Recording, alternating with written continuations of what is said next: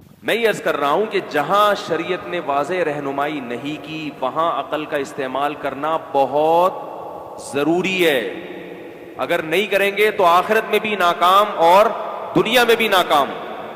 میں بار بار صحت کی مثال اس لیے دیتا ہوں کہ صحت کو تو ہر شخص چاہتا ہے نا صحت بنانا. کیا خیال ہے؟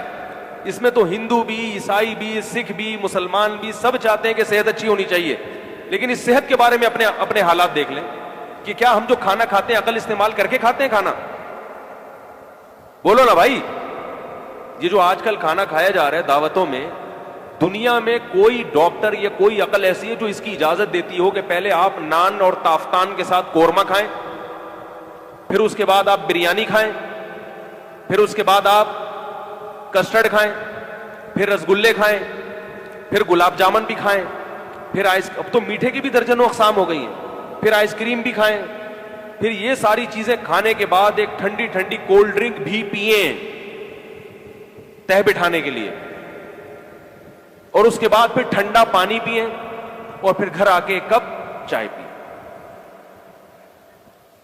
کوئی دنیا کا ڈاکٹر بتاؤ، یہ کوئی دنیا کا سائنسدان بتاؤ یا کوئی حکیم بتاؤ جو یہ کہہ رہا ہو کہ یہ کوئی عقل والا کام ہے. جو قوم کھانے کے لیے بھی عقل استعمال نہیں کرتی تو وہ باقی چیزوں میں کیا عقل استعمال کرے گی؟ حالانکہ اس کا تو نقصان فوراً ظاہر ہو رہا ہے، نظر آ رہا ہے کہ ہر دوسرا تیسرا آدمی بلڈ پریشر کا مریض بنا ہوا ہے، ہر تیسرا آدمی ڈائلیسس پہ گیا ہوا ہے، اور ہر چوتھا آدمی جناب وہ دل کا مریض بنا ہوا ہے. اور جب یہ اٹیک وٹیک ہونا شروع ہوتے ہیں پھر سارے لائن پہ آ جاتے ہیں. پھر ایک دم تو اٹیک ہونے سے پہلے کر لو گے تو اٹیک سے اللہ حفاظت کر لیں. کیا خیال ہے بھائی؟ شوگر کی پلاننگ پہلے سے کر لو گے کہ یار ہر ایک کو شوگر ہو رہی ہے 50 سال میں، تو میں 30 سال کے بعد ہی سوچنا شروع کر دوں کہ مجھے شوگر نہ ہو. اور ایسے لوگ بھی ہیں اگرچہ کم ہیں. ایک صاحب تھے سعودی عرب میں انتہائی موٹے تازے، وہ میں ورک شاپ کرواؤں گا نا، اس میں آپ کو ویڈیو دکھاؤں گا ان کی انشاءاللہ. بہت موٹے تھے. وہ کسی کمپنی میں گئے کوئی مشورہ دینے کے لیے، کوئی پلاننگ بتانے کے لیے نا، تو وہ کمپنی میں بھگا دیا. انہوں نے کہا یہودیوں کی تھی شاید، مجھے پورا واقعہ یاد نہیں ہے، سرسری سی جو یاداشتیں رہ گئی ہیں وہ بتا رہا ہوں. تو ان کو نکال دیا، بولے جاؤ. انہوں نے کہا جو آدمی اپنے باڈی کو مینیج نہیں کر سکتا وہ ہماری مینجمنٹ ہمیں کیا سکھائے گا. تو یہ بات ان کے دل پہ اثر کر گئی. ابھی تک ان کو اٹیک ہوا نہیں تھا، ورنہ یہ بات سنتے نا تو ایک اور اٹیک ہو جاتا. ٹھیک ہے نا. انہوں نے کہا یار یہ تو پھر وہ صحت بنائی اس نے، اور وہ پگھل کے مختصر ہو گئے، اور بڑی ایکسرسائز کی، کھانے پینے پہ کنٹرول کیا. تو ان کو ڈاکٹر جو شوگر کا اسپیشلسٹ تھا اس ڈاکٹر نے کہا کہ آپ کو 5 سال کے بعد شوگر ہونے والی تھی، آپ نے شوگر کو 20 سال پیچھے دھکیل دیا ہے. نہیں ہے بات سمجھ میں؟ اس کی تو پہلے سے ٹیسٹ کیے ہوئے تھے نا. آپ کو 4 سے 5 سال میں شوگر کا ہونا یقینی تھا جو آپ کا لائف اسٹائل تھا. اب جو ہم نے آپ کا ٹیسٹ کروایا اس سے پتا چلا کہ کم سے کم 25 سال لگیں گے شوگر ہونے میں. یعنی اگر ہوئی تو 25 سال کے بعد ہوگی، 25 سال سے پہلے نہیں ہو سکتی. تو عقل استعمال کی تو ہو گیا نا کام. اب وہ اعتدال سے مٹھائی بھی کھا سکتا ہے، لڈو بھی کھا سکتا ہے، کھجور بھی کھا سکتے ہیں، اور اگر ہو جاتی ساری چیزیں چھوڑ جاتی. تو کھانے میں عقل استعمال نہیں کرتے، باقی چیزوں میں، سونے میں تو کرتے ہی نہیں. سو رہے ہیں تو سو رہے ہیں پڑے ہوئے، پولیس بلوانی پڑتی ہے اٹھانے کے لیے. جاگ رہے ہیں تو پاگلوں کی طرح جاگ رہے ہیں، بیٹھے ہیں پوری رات جاگ رہے ہیں. تو جہاں اللہ اس کے رسول نے ہمیں حکم دیا ہے کہ عقل استعمال کریں وہاں ہمیں عقل استعمال کرنی پڑے گی، کیونکہ قرآن کہہ رہا ہے کہ ہم نے جنت عقل مندوں کے لیے بنائی ہے، پاگلوں اور بے وقوفوں کے لیے نہیں بنائی ہے. یہ قرآن کے الفاظ ہیں. ان فی ذلک لآیات لأولی الالباب. فرمائے اس کائنات میں نشانیاں ہیں عقل والوں کے لیے، احمقوں اور بے وقوفوں کے لیے کچھ بھی نہیں ہے. اور اللہ جنت کس کے لیے سجا رہا ہے؟ اللہ عقل مندوں کے لیے. عقل مند سے مراد وہی جو 2 قسمیں میں نے بتائی تھی نا، اس میں دوسری قسم جو عقل کا استعمال کرتے ہیں.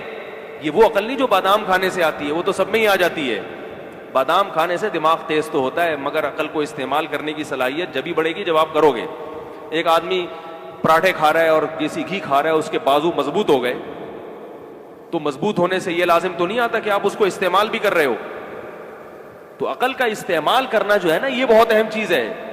لوگ بادام پہ زیادہ زور لگاتے ہیں، عقل کو استعمال کرنے پر زور نہیں لگاتے. ایک آدمی بادام کھائے بغیر اگر عقل کا استعمال کرے گا تو وہ زیادہ عقل مند بن جائے گا بنسبت اس کے جو بادام تو صبح شام کھاتا ہے مگر عقل کا استعمال نہیں کرتا. اس کی مثال دے کے بات ختم کرتا ہوں. جیسے دیکھو ایک آدمی اپنے ہاتھ سے وزن اٹھائے اور ہاتھ کی طاقت کے لیے کھائے کچھ بھی نہیں، پھر بھی اس کے ہاتھ میں انرجی زیادہ پیدا ہو جائے گی، اس کا ہاتھ زیادہ طاقتور ہو جائے گا. جیسے مزدور طبقہ ہے، یہ کھاتا کچھ بھی نہیں ہے، محنت زیادہ کرتا ہے، اور آپ ہاتھ کو طاقت دینے کے لیے کھا رہے ہیں، دودھ بھی پی رہے ہیں اور جناب مکھن بھی کھا رہے ہیں، لیکن آپ اس سے وزن نہیں اٹھا رہے، تو سوائے ہاتھ میں چربی پیدا ہونے کے کچھ بھی حاصل نہیں ہوگا. تو مزدور طبقہ تو بیچارہ سوکھی روٹیاں کھاتا ہے لیکن ہاتھوں میں طاقت کتنی ہوتی ہے. تو عقل جو بڑھتی ہے انسان کی بادام کھانے سے بھی بڑھتی ہے، لیکن زیادہ بڑھتی ہے، بولو نا بھائی. میں مثال بھی تاکہ آپ کہیں نہ سمجھیں کہ پتہ چل جائے عقل ہوتی کہاں ہے. یہ اس میں توانائی بڑھتی کب ہے، اس کی صلاحیتیں بڑھتی کب ہیں؟ جتنا آپ اس کو استعمال کریں گے. تو بہت ساری چیزیں ہیں جن پر بات کرنی ہے، وقت پورا ہو جاتا ہے. اگلے ہفتے پھر انشاءاللہ اس کو لے کے چلیں گے. اور بہت ساری جگہیں ہیں جہاں عقل استعمال نہیں کر رہے. کھانا کی مثال تو اس لیے دیتا ہوں تو سب سے پہلے ہے صبح دوپہر شام رات، یہ سامنے آ رہا ہے. ہم کھا لیا، متزل لا لیا، جو ملا کھا لیا، سب کچھ کھاتے چلے جا رہے ہیں، اور بالآخر ایک دن دار فانی سے ہمیشہ کے لیے کوچ کر جاتے. ایک عورت کے شوہر کا انتقال ہوا تو صبح عورتیں آئیں وہ رونے کے لیے نا، ہائے تمہارے شوہر چلے گئے، ہائے کیسے مرے بہن، مرے کیسے؟ تو وہ قصہ سنا رہی ہے. بہن رات کو گھر آئے تھے، قورمہ کھایا، کہنے لگے بریانی ہے بچی بھی دوپہر کی؟ میں نے کہا ہے. کہا وہ بھی لے آؤ. پھر بریانی کھائی انہوں نے. کہنے لگے بیگم کسٹرڈ ہے؟ میں نے کہا ہاں ہاں کسٹرڈ بھی ہے. بہن وہ بھی، بیگم وہ بھی لے آؤ، سوری بیگم وہ بھی لے آؤ. تو وہ تو اس کو بہن کہہ رہی تھی نا، بہن انہوں نے مجھے کہا کہ بیگم وہ بھی لے آؤ. اچھا پھر کیا انہوں نے کہا کہ بیگم وہ گاجر کا حلوہ بچا ہوا تھا صبح ناشتے کا، وہ ہے؟ تو میں نے کہا کیا آپ بچوں کو بھی کھا جاؤ گے؟ اتنا کھا رہے ہو کچھ تو خیال کرو. تو کہنے لگے موت تو آنی جانی، موت کس کے ہاتھ میں ہے؟ اللہ کے ہاتھ. تو اتنا کھایا اتنا کھایا اتنا کھایا کہ پھر جو کھا کے سوئے ہیں تو صبح پولیس سے بھی نہیں اٹھے. وہ بتا رہی ہے کہ پہلے میں سمجھی کہ باقی سو رہے ہیں، اٹھ کیوں نہیں رہے. تو ایسا ہوتا ہے بھائی. اس کا یہ مطلب نہیں ہے کہ جو بھی بیچارہ مر جائے تو آپ یہ سمجھیں کہ زیادہ کھا کے ہی مرا ہے. بدگمانی کسی سے جائز نہیں ہے. موت کے بہت سارے اسباب، بعض لوگ ہر وہ طریقہ اختیار کرتے ہیں جو صحت بنانے کا ہوتا ہے، مگر اللہ کا حکم آتا ہے اور بیٹھے بیٹھے انسان مر جاتا ہے. یہ تو اللہ کی طرف سے موت ہے. یہ تو پھر اس پہ تو شہادت کا اجر ملتا ہے. حادثاتی موت بھی شہادت ہے، لیکن وہ جو اللہ کی طرف سے ہو اور جو آپ کی طرف سے ہوگی وہ شہادت نہیں ہے، وہ خودکشی ہے. سمجھ رہے ہو؟ وہ کیا ہے؟ وہ خودکشی ہے. آپ غلط ڈرائیو کرتے ہوئے ٹکر مار کے ہلاک ہو گئے تو پھر خودکشی ہے. وہ آپ ٹرین سے غلط طریقے سے اترے، چلتی ہوئی ٹرین سے اب بھاگتے ہوئے مخالف سمت اتر رہے ہو، ٹرین کے نیچے آ گئے، تو یہ حادثاتی موت وہ والی نہیں ہے جس پہ شہادت کا اجر ہے. یہ آپ کی اپنی حماقت. تو اپنی حماقتوں سے نہ مرے خود. تو میں یہ دعا کر دیتا ہوں آپ کا مائنڈ بن جائے. تو میں نے کہا بنانے کی کوشش کرو گے تو بنے گا نا.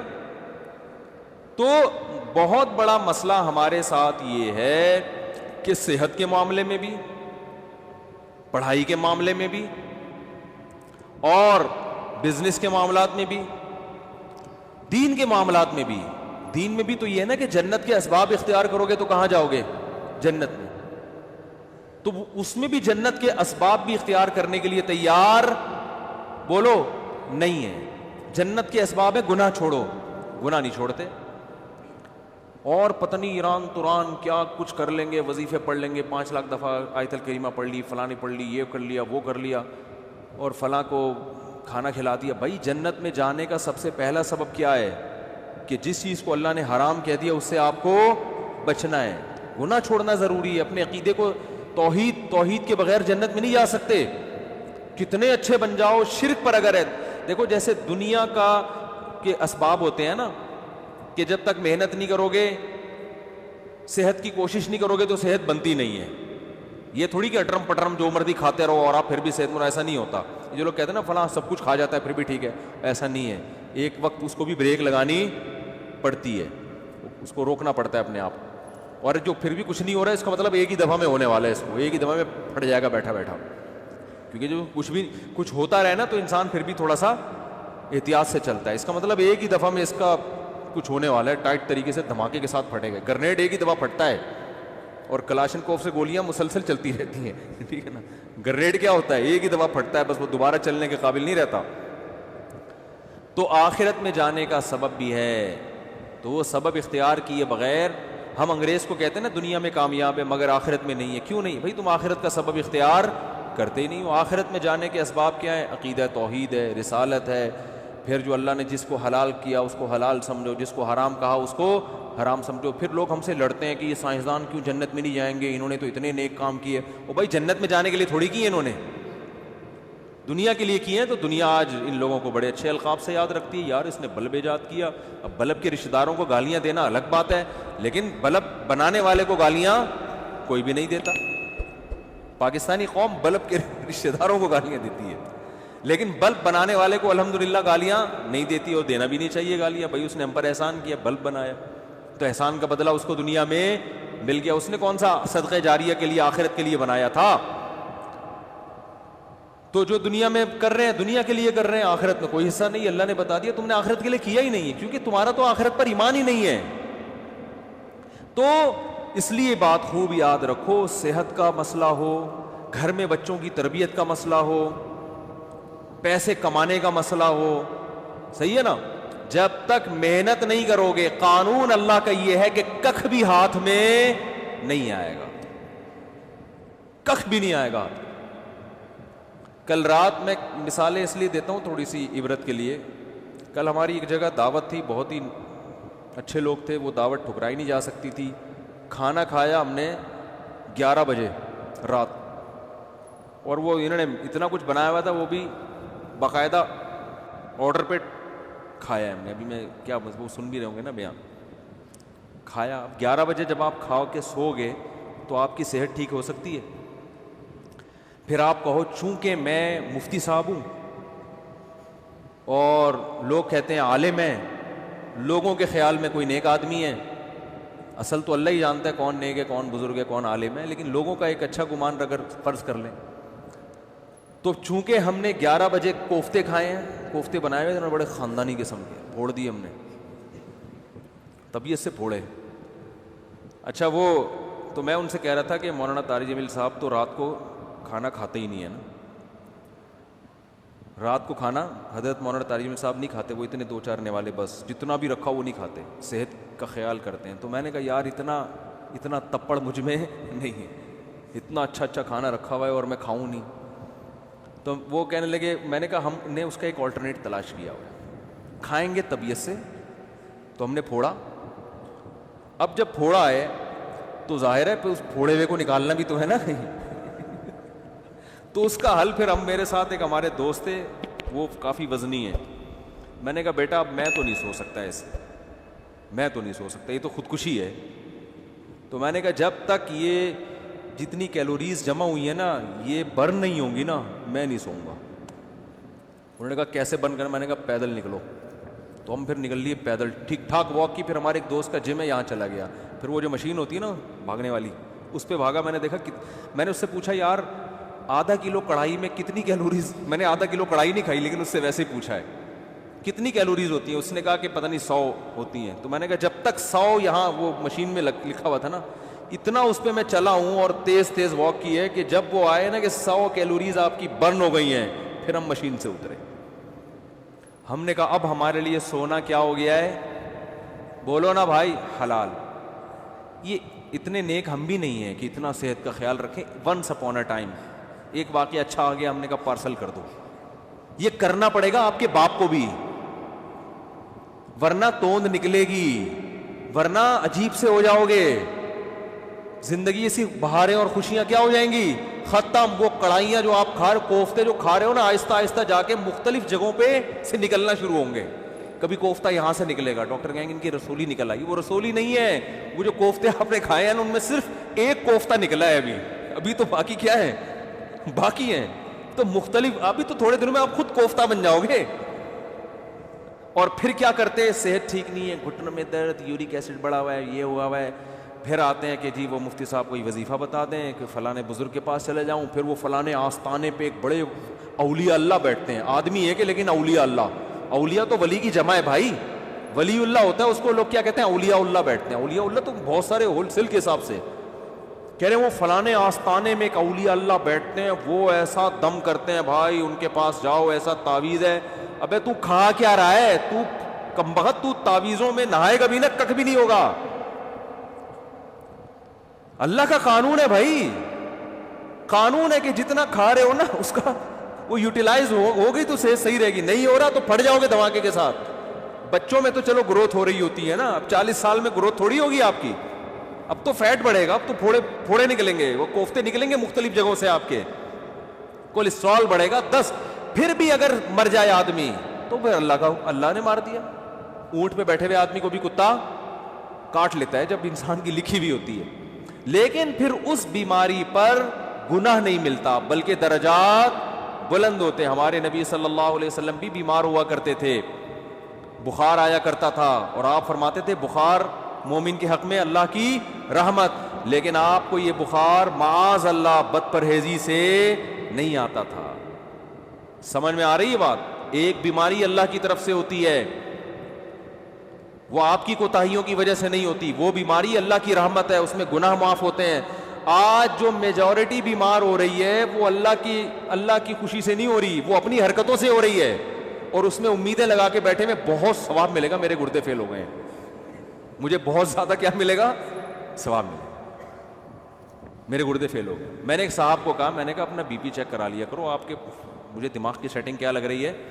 آؤٹ لگ رہی ہے. کبھی کبھار نا میں نے کہا چیک کرا لیا کرو, کیونکہ مجھے نہیں لگ رہا کہ آپ کا بی پی نارمل ہے. ابے چیک ویک کرانے سے کچھ نہیں ہوتا, مجھے خود بتا رہے تھے, ابے بی پی چیک کرانے سے, جب یہ تو انہی کو ہوتا ہے جو چیک کراتے ہیں, الٹا ہوتا ہی انہی کو ہے جو بار بار کیا کرتے ہیں.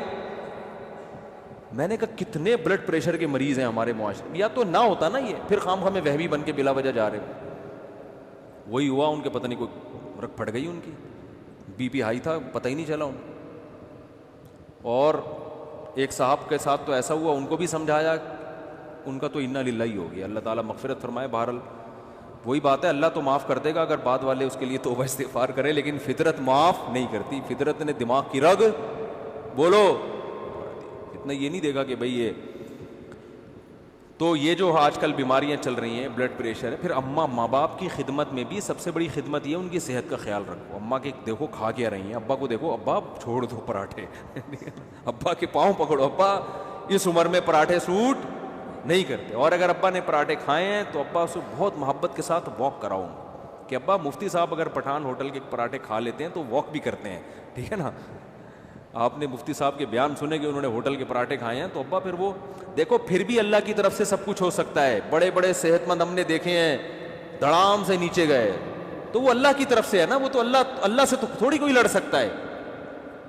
لیکن قانون یہی ہے, اور قانون کو فالو کرو گے تو 99% غالب یہی ہے کہ اللہ کی مدد آئے گی. حکیم محمد سعید صاحب جو ہے نا, قانون کو فالو کرتے تھے, نیک آدمی تھے, کبھی تکبیر اولیٰ فوت نہیں ہوتی تھی ان کی.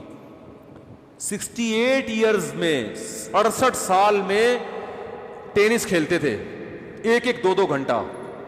آج کوئی کھیل سکتا ہے؟ 40 سال کا آدمی کمر پکڑ کے بیٹھ جائے گا, اس لیے کہ صحت کے اصولوں پر عمل. بھائی اتنے بجے کھانا ہے, یہ کھانا ہے, یہ نہیں کھانا.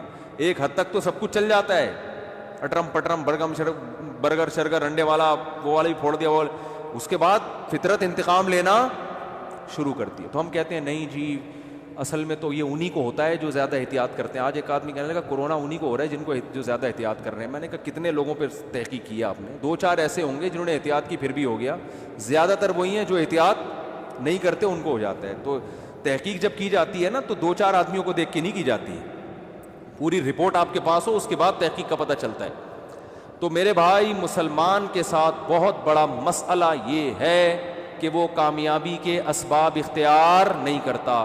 صرف ایک صحت کی مثال میں اس لیے دیتا ہوں کہ صحت کا ایشو تو ہر ایک کے ساتھ ہے نا بھائی. ہر آدمی تاجر تھوڑی ہے, بزنس مین تھوڑی ہے, کچھ ملازمت کرتے ہیں, کچھ تاجر میں, کچھ پڑھائی پڑھ رہے ہیں, کچھ کوئی اور کام کر رہے ہیں. لیکن صحت تو ایک ایسی چیز ہے جس سے ہر ایک کو محبت ہوتی ہے نا. تو اسی صحت کے معاملے میں اپنے حالات دیکھ لو, اسی صحت کے معاملے میں اپنے حالات دیکھ لو کہ جس کو اپنی صحت کی فکر نہیں ہے وہ باقی کام کیا ٹھیک کرے گا. آپ کہہ سکتے ہو ہمیں صحت کی فکر اس لیے نہیں ہے کہ ہمیں کوئی صحت بنانے کا زیادہ شوق ہی نہیں ہے. یہ 100% غلط ہے. اگر یہ بات درست ہوتی تو آپ بیمار ہو کے اتنا پریشان نہ ہوتے. پھر آپ کو شوگر ہو جاتی, آپ خوش ہوتے یار ہمیں کون سا صحت کی ہو گئی, کوئی مسئلہ نہیں. ابے ایسی ٹینشن میں آتے ہیں یار یہ کیا ہو گیا, کڈنی فیل ہو گیا, تو آپ کہتے ہیں کوئی مسئلہ نہیں, کڈنی ہے نا, فیل ہو گیا تو کیا ہوا, دوسرا لگوا لیں گے, ادھار لے لیں گے 70 وہیں سے کچھ دنوں کے لیے. لیکن آپ کتنی ٹینشن میں آتے ہو, اس کا مطلب آپ صحت پہ کمپرومائز کرنے کے لیے تیار نہیں تھے. آپ سستی, کاہلی اور معذرت کے ساتھ, بہت ہی معذرت کے ساتھ, پوستی پن کی وجہ سے ایسا ہو رہا ہے آپ کے ساتھ. پوستی پن سمجھتے ہیں؟ پوستی نہیں پتا, اتنا مشہور گالی ہے یار, کہتے ہیں پوستیوں کی طرح پڑا رہتا ہے, کہتے نہیں ہے. تو وہ یہ پوستی پنا ہے کہ پرواہ ہی نہیں ہے, نہ کھانے کا ہوش, کھائے جا رہے ہیں تو نان اسٹاپ کھائے جا رہے ہیں. ایک بندہ آیا, میں ڈاکٹر کے پاس بیٹھا ہوا تھا, اتنا گول موٹا ماشاءاللہ, ڈاکٹر کے پاس آیا, کہہ رہا ڈاکٹر صاحب میرا پیٹ بھی بڑھ گیا, وزن بھی بڑھ گیا ہے, میں چاہتا ہوں یہ وزن کم ہو جائے, لیکن اللہ کا واسطہ مجھے واکنگ کا مشورہ نہ دینا. میں اسے جاگنگ کا کہنے والا تھا, وہ کہہ رہا تھا کہ اللہ کا واسطہ مجھ سے چلا نہیں جاتا, کوئی دوائیں کھلا دو میں ہلکا ہو جاؤں. ڈاکٹر نے اس کو بولا بھائی ایسا ممکن نہیں کہ لیٹے لیٹے سرنج سے جو ہے نا تمہاری چربی نکال کے تمہیں کم کر دیں.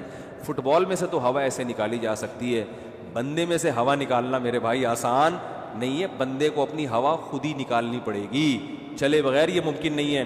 تو دیکھو ہارڈ ورکنگ, محنت, دماغی محنت بھی, جسمانی محنت بھی, جب تک اس سستی کو اپنے آپ سے دور نہیں کرو گے, نہ اللہ کے ہاں کوئی مقام حاصل کر سکتے ہو اور نہ دنیا کے ہاں کوئی مقام حاصل کر سکتے ہو.